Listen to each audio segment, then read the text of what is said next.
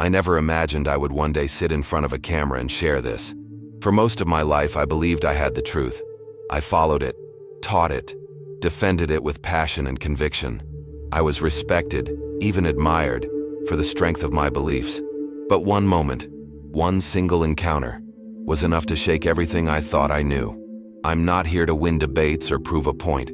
I'm here to tell you the truth that changed my life. And maybe, just maybe, it can change yours too. From the moment I was old enough to speak, faith wasn't a choice. It was the air I breathed. I was raised in a deeply religious home in Brooklyn, New York, where tradition wasn't just practiced, it was enforced. My parents were pillars of our Orthodox Jewish community. My father, Moshe, worked grueling hours at a textile factory and still never missed a single morning prayer. My mother, Esther, filled our home with the smells of freshly baked challah every Friday, her hands kneading the dough as she hummed ancient psalms in Yiddish. We didn't ask questions. We obeyed. That's how we were taught to honor God. Education was paramount. I attended a strict yeshiva where the hours were long and the expectations even longer. I memorized pages of the Talmud, studied Rashi and Rambam, and debated halachic interpretations with an intensity most kids reserved for sports. I didn't just study Judaism. I lived it, breathed it, and wore it like armor. By 25, I had become a rabbi. By 27, I had married Sarah, a woman of immense grace and quiet strength. Our home became a sanctuary of Torah scrolls, candle lighting, and sacred rituals. I was certain, unshakably certain, that I was living the truth. My reputation grew quickly. I was known for my intellect and my unyielding adherence to halakha. People sought my counsel, invited me to speak, and praised my depth of knowledge. I stood behind the pulpit not just as a leader, but as a symbol of what it meant to live a righteous life. And somewhere along the way, my certainty hardened into pride. I began to see outsiders not as people but as threats, especially Christians, especially the name I refused to even say, Jesus. He wasn't just wrong, he was irrelevant to us. I'd have told you with calm confidence, he is not our God. I never hated Christians, but I pitied them. I believed they were deceived, lost, maybe even naive. I saw Christianity as a distortion of our sacred texts, a corruption of our heritage, and I defended that belief with everything I had. I debated pastors. I spoke against missionaries. I warned my congregation about the dangers of compromise. I wrapped myself in tradition like a shield and shut out anything that didn't align with it. I thought I was protecting the truth, but in reality, I was protecting my own pride. That pride affected everything: my relationships, my parenting, even my own soul. I had 2 children. Leah, our oldest, followed every rule. She lit candles with her mother, recited the prayers with beautiful reverence. But Aaron was different. He was bright, curious, and unafraid to ask hard questions. He left the synagogue and became a doctor. I saw that as rebellion. He said it was honesty. We argued, often, and bitterly. I told him he was abandoning our people. He told me I was blind. And deep down, I feared he was right. I began to feel it. Something no one talks about in our circles. Emptiness. Quiet, but consuming. After the prayers ended and the congregation left, I'd sit alone in my study surrounded by books that no longer stirred my soul. I told myself I was tired, that it was just the weight of responsibility. But the truth was harder. I didn't feel connected anymore. I was performing rituals but missing presence. I was speaking words but lacking faith. I buried it. I couldn't tell Sarah. I couldn't tell my community. I couldn't even admit it to myself. So I doubled down. I preached harder. I condemned more forcefully. I debated louder. I spoke against Christianity with fire and passion. One day, after a debate at a local community center, a pastor named John Carter looked at me and said, "Rabbi, God is bigger than you think." I laughed it off, but his eyes stayed with me. I couldn't shake the feeling that he wasn't trying to win. He was trying to give me something, and I wasn't ready to receive it. That moment with Pastor John haunted me more than I wanted to admit. I found myself replaying that one line over and over again. God is bigger than you think. It sounded so simple, even naive, but the more I tried to brush it aside, the more it echoed. It was as if that one sentence had wedged itself into the deepest cracks of my soul, and no matter how tightly I tried to seal them, the echo grew louder. I kept preaching. I kept teaching. I kept wearing the robes, reading the commentaries, performing every ritual with outward fervor. But inside, a slow unraveling had begun, and nothing I did could stop it. It all came to a head one Sabbath morning in July 2022. I was preparing to deliver a sermon on Isaiah 11, a well-worn text about the coming of the Messiah. My notes were flawless. My voice was strong. The synagogue was full. Families in the front, restless children in the back, all waiting for the message I had prepared. As I stood behind the bema, something strange happened. A dull pressure began building in my chest. I ignored it. I kept preaching, but the pain grew. My vision blurred. My hands gripped the wood in desperation. And then, blackness. I collapsed mid-sentence. I was told later that I had no heartbeat for 3 minutes and 30 seconds. But during those minutes I wasn't unconscious. I wasn't dreaming. I was somewhere else. I found myself in a room, a courtroom perhaps, not one built by human hands. Its walls were impossibly white, its light unearthly. In front of me were people from my past, my childhood rabbi, my mother, my congregants, even Pastor John. None of them looked angry. They looked clear. They spoke with voices that pierced me, not with hatred, but with truth. They recited moments I had forgotten, times I had wounded people not with my silence, but with my pride.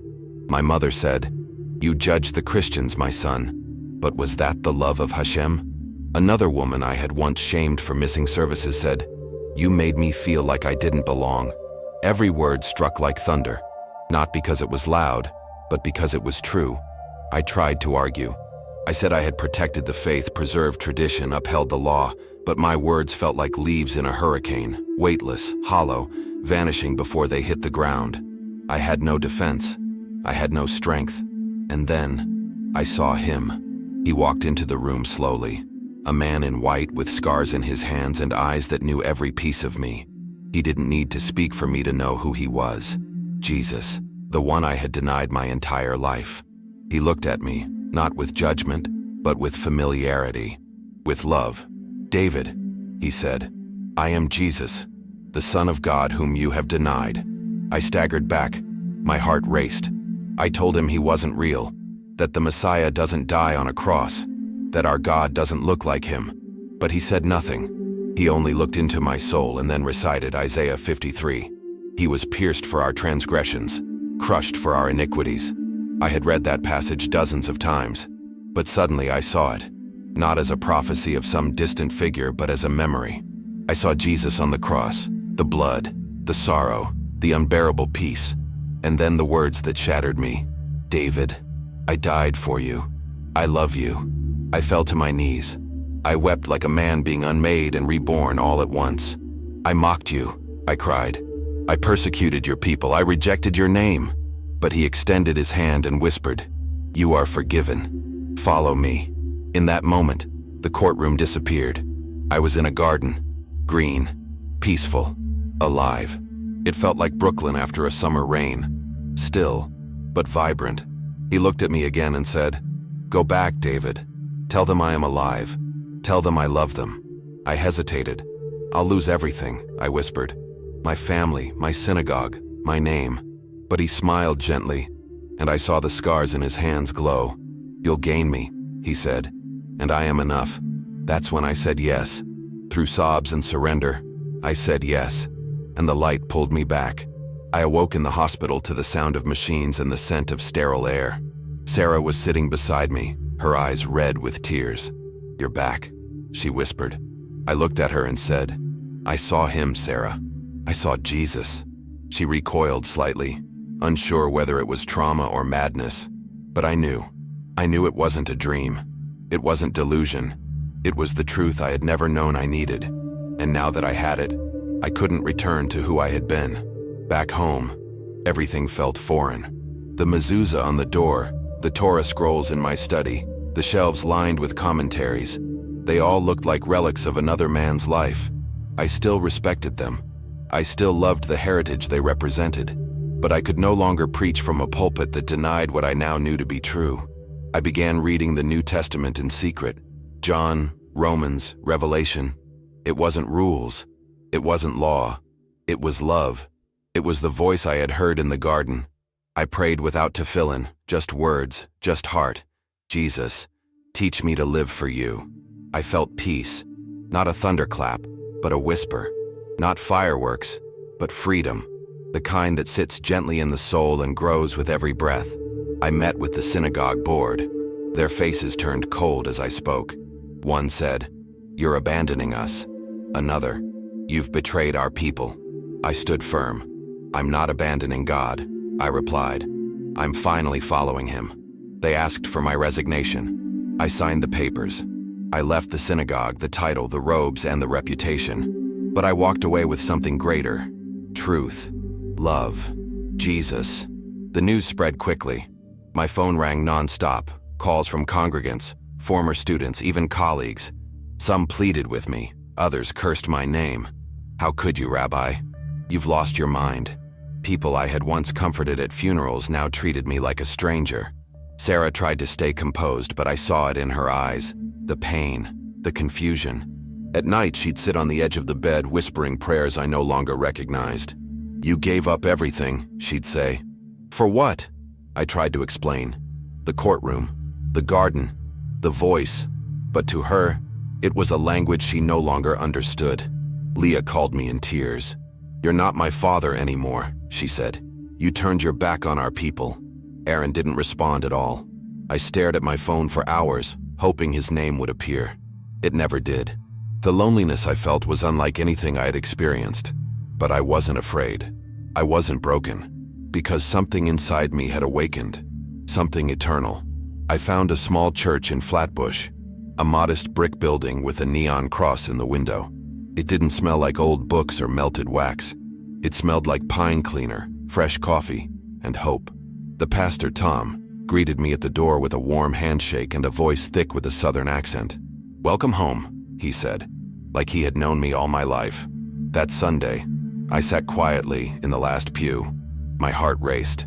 The worship began. Simple voices rising to the rafters, not polished, not rehearsed, but real.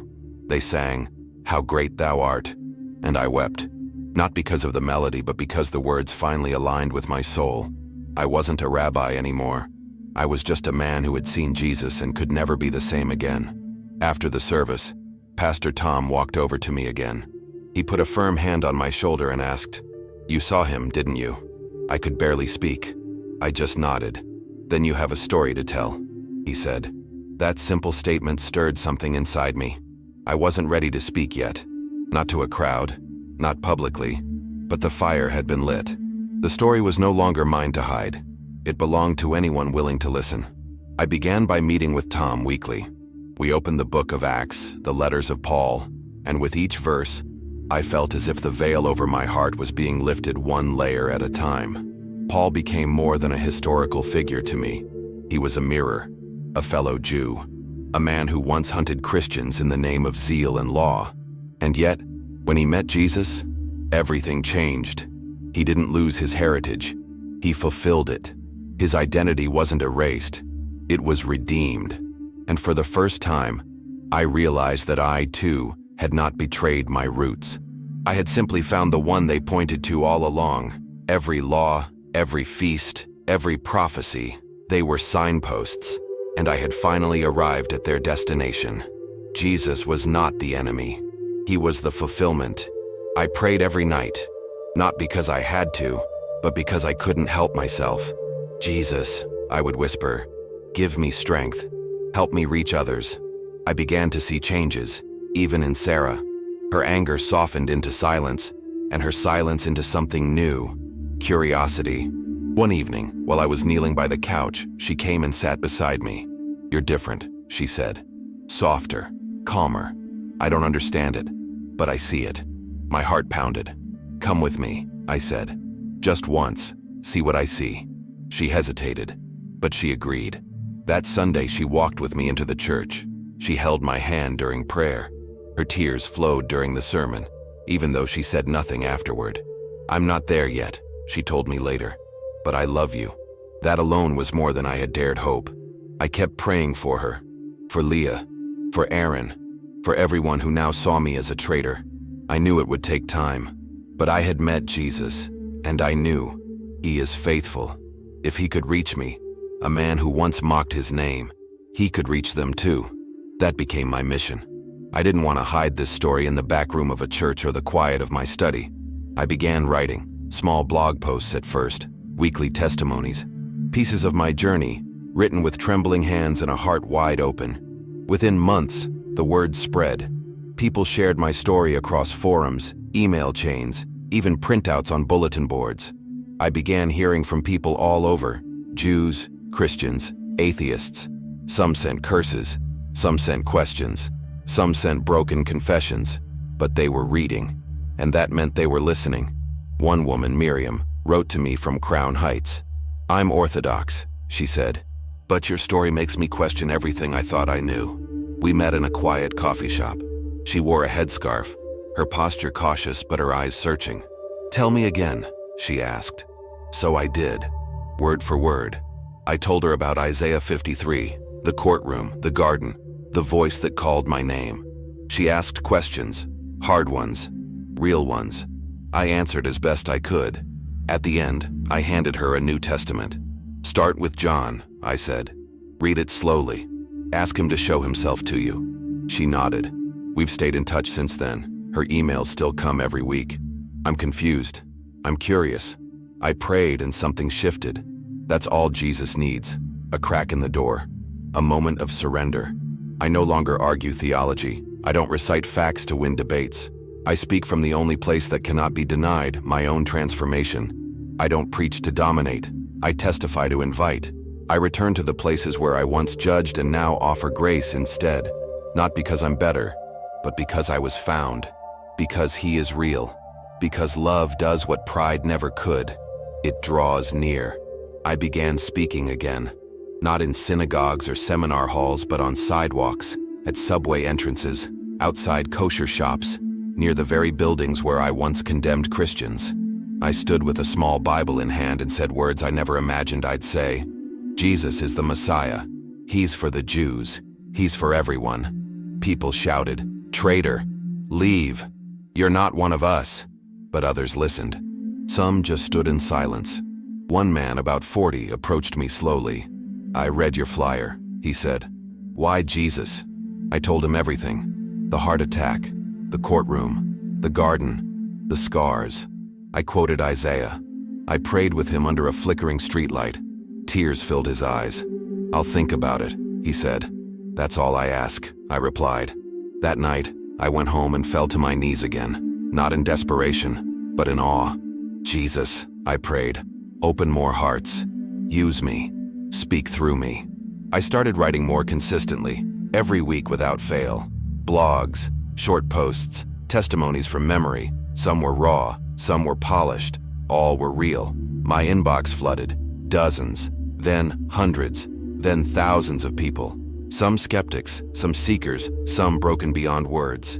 One man wrote, "I walked away from Judaism years ago, but your story makes me wonder if I left the wrong parts behind."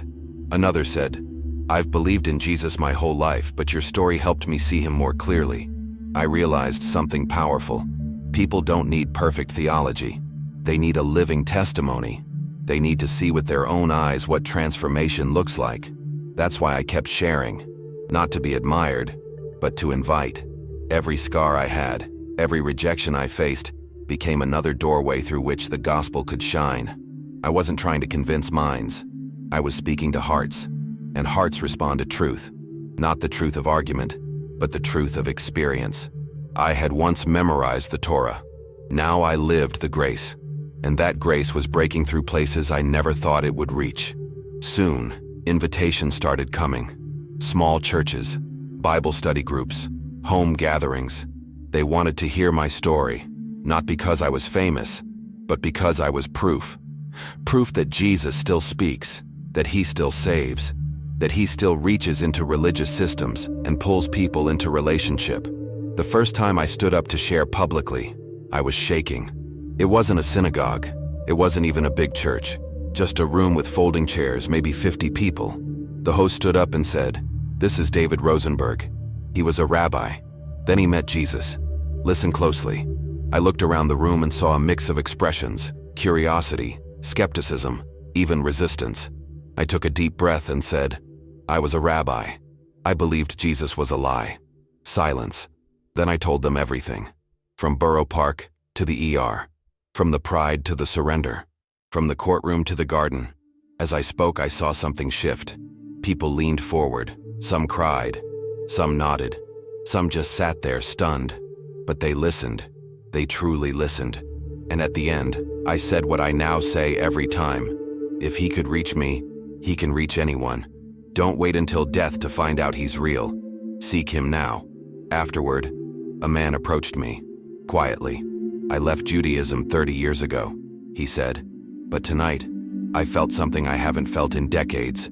That moment stayed with me for days. It reminded me why testimonies matter. They're not polished. They're not perfect. But they're alive. That's what people need. Not more religion, but resurrection. Not more ritual, but redemption. And I had become living proof that redemption is real. Not because I earned it, but because he gave it. Freely, fully, forever. That was the new message I carried. I kept speaking. More rooms, more people, more open hearts. Each time I felt the same trembling in my chest. Not fear, but reverence.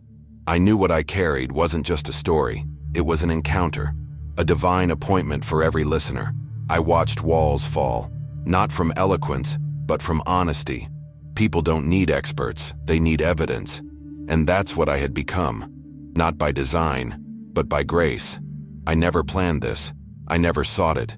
But Jesus found me, and now I would never stop speaking his name. And then something I never expected began to happen. I started to see the Old Testament differently. Not with new eyes, but with fulfilled eyes. I saw Jesus in Genesis, in Exodus, in the Psalms and the prophets. The entire Torah now pulsed with the thread of redemption. The God I had studied my whole life had written a story that led to Jesus, and I had missed it. Until now. Now I couldn't unsee it. Now every verse whispered his name. I am the way, the truth, and the life, he said. I used to think that was exclusion, but now I saw it for what it truly was. Invitation. Not everyone received me kindly. Old friends stopped calling. Wedding invitations stopped coming. I wasn't asked to lead funerals anymore. I walked past shops whose owners once greeted me with joy. Now they looked away. That's the rabbi who lost his mind, I heard one whisper. Sarah still struggled. She came with me to church sometimes. She held my hand in prayer, but I saw the weight in her eyes. It's hard, she confessed. Losing our community, our safety. For what? I held her. For the truth. For him. She nodded, tears falling. I haven't arrived yet, David, but I still love you. That was enough for now. We were rebuilding, brick by brick. Not on tradition, but on grace. Not on rules, but on love. And in that love, I kept seeing Jesus. Not just in sermons or songs, but in the silence, in the struggles, in the progress. This wasn't the life I had planned, but it was the life I was made for, and I wouldn't trade it for anything. One afternoon, I stood outside a Brooklyn subway station with a cardboard sign. Ex-rabbi found the Messiah. Ask me how. Some laughed, some scoffed, but others stopped. One young man, barely 20, looked at me and asked, "Were you really a rabbi?" "I was," I said. "Now I'm a servant of Christ." He raised an eyebrow. "Why?" So I told him. We stood on that corner for nearly an hour. And in that space, amid the traffic and chaos, eternity touched the earth. If you've made it this far, I want to thank you from the bottom of my heart. Not just for listening to my story, but for opening your heart to it. I didn't share this to impress you. I shared it because I know someone out there, maybe you, is carrying the same emptiness I once carried. Maybe you've prayed for years and never felt heard. Maybe you've judged others in the name of religion but never encountered the God of love. Maybe someone told you Jesus wasn't for you. I believed all of that too, until I met him. And when I did, everything changed. He didn't come to shame me. He came to save me. He didn't come to steal my heritage. He came to fulfill it. The Torah, the prophets, the promises, they all point to him. Jesus is not a betrayal. He is the completion. And he's not a myth. He's alive. He's real. And he's calling you even now. You don't have to wait for a crisis or a near-death experience to find the truth. You can meet him right now, right here. All it takes is a whisper. Jesus, show me who you are. And I promise he will. So don't stay on the fence. Don't walk away from this moment unchanged. If this testimony stirred something in your soul, respond. Open your heart. Ask him to reveal himself to you. And when he does, because he will, follow him. Take that step. Say yes. And if you need help on the journey, you're not alone. This is not just a channel. It's a community, a family, a place where stories like mine and perhaps one day like yours can be shared and multiplied. Subscribe to the channel and follow Jesus, not because it's a trend, but because eternity is real and your soul is priceless. Share this with someone you love, a friend, a family member, a skeptic, a rabbi. You never know who's one conversation away from encountering the truth. Let your voice be the bridge that leads someone home. If this message brought light to your darkness, don't keep it to yourself. Be bold, be loving, be the messenger. Leave a comment and tell me where you are on your journey. Are you curious, doubting, searching? I'll be reading, and I'd love to pray for you. Because this isn't just a testimony, it's a mission. I was lost. Now I'm found. I was blind. Now I see. And if he changed my heart, he can change yours too. No matter where you've been, no matter what you've believed, Jesus is enough. He's waiting, and he's already calling your name. You don't need to have it all figured out. Just come as you are. Ask your questions, express your doubts, and keep coming back. Watch the next story.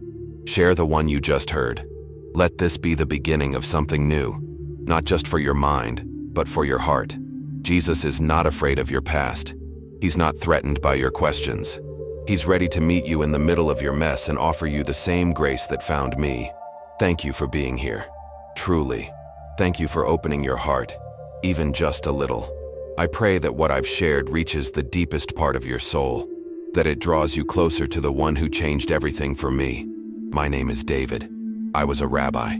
Now I'm just a man who met Jesus, and I will never be the same. Subscribe to the channel, follow him, and I'll see you in the next story.